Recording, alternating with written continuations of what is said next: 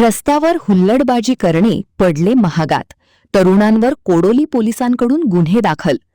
Kolhapur Ratnagiri राज्यमार्गावर Kodoli police ठाण्याच्या हद्दीतील वाघबीळ येथील चंद्रदीप पेट्रोल पंप, दाणेवाडी शेजारी 2 चाकी वाहनांवरून हुल्लडबाजी करणाऱ्या टोळक्यावर पोलिसांनी कडक कारवाई करत 37 तरुणांवर गुन्हा दाखल केला आहे.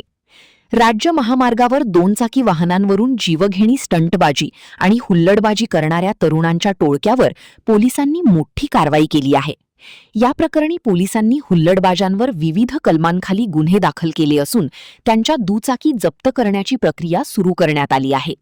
जमावबंदी आदेश असताना बेकायदा जमाव जमवून रस्ता अडवून गोंधळ घातल्याने 23 लाख रुपये किमतीची 49 2 चाकी गाड्या जप्त केल्या आहेत.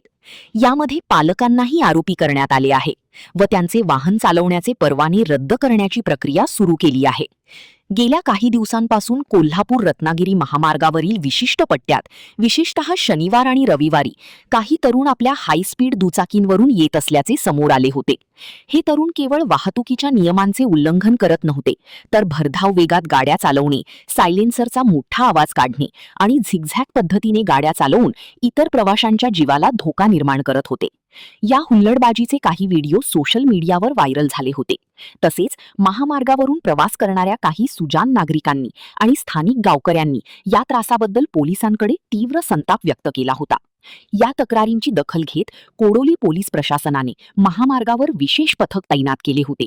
पोलिसांनी सापळा रचून हुल्लडबाजी करणाऱ्या तरुणांना रंगेहात पकडले.